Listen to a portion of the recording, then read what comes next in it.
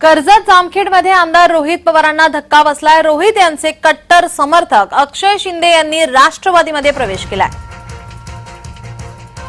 रोहित पवारांचे कट्टर समर्थक अहिल्याबाई होळकर यांचे वंशज अक्षय शिंदे यांनी आता राष्ट्रवादीमध्ये प्रवेश केला आहे। राज्याच्या युवक प्रदेश उपाध्यक्षपदी त्यांची निवड झाली आहे।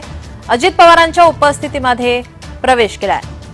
आमदार रोहित पवारांना धक्का, अक्षय शिंदे यांचा राष्ट्रवादीमध्ये प्रवेश करण्यात आलेला आहे। अजित पवारांच्या उपस्थितीमध्ये हा प्रवेश झालाय। कर्जत जामखेडमध्ये आता रोहित पवार यांना धक्का बसलेला आहे। रोहित पवार यांचे कट्टर समर्थक यांनी राष्ट्रवादीमध्ये प्रवेश केलाय।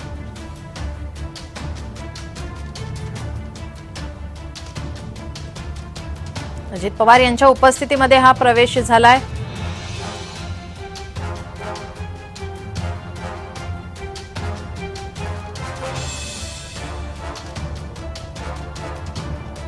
कर्जत जामखेडमध्ये आमदार रोहित पवारांना धक्का बसलाय। रोहित यांचे कट्टर समर्थक अक्षय शिंदे यांनी राष्ट्रवादीमध्ये प्रवेश केलेला आहे।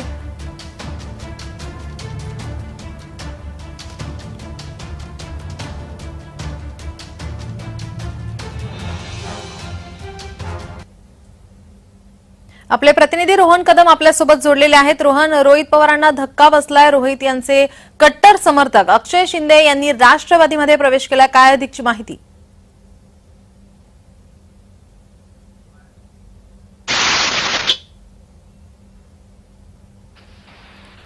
रोहन, माझा आवाज आपल्यापर्यंत पोहोचतोय? 2019च्या विधानसभेमध्ये तो या अक्षय शिंदेचा होता आणि याच अक्षय शिंदेंनी जे आहेत आता रोहित पवारांना जय महाराष्ट्र केलेला पाहायला मिळतोय। खरं तर मागील काही दिवसांपासून अक्षय शिंदे रोहित पवारांच्या सगळ्या एकंदर भूमिकेवरती नाराज असल्याची त्यांनी शेवटी आता अजित पवारांकडे जाण्याचा जो आहे तो निर्णय घेतलेला आहे आणि अजित पवारांच्या उपस्थितीमध्ये आज सकाळी पुण्यामध्ये त्यांचा पक्षप्रवेश देखील झालेला पाहायला मिळतो आणि त्यांना युवकच्या प्रदेश उपाध्यक्षाची जबाबदारी देखील अजित पवारांनी दिलेली आहे।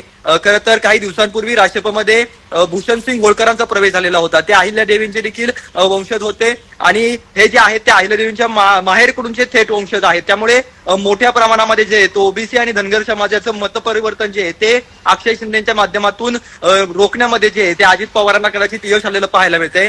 बारामती लोकसभेच्या मतदारसंघामध्ये देखील मोठा फायदा जो आहे तो अजित पवारांना या अक्षय शिंदेच्या माध्यमातून होईल। त्याचबरोबर कर्जत जामखेडमध्ये आणि नगर दक्षिणमध्ये देखील अक्षय शिंदेच्या प्रवेशामुळे जे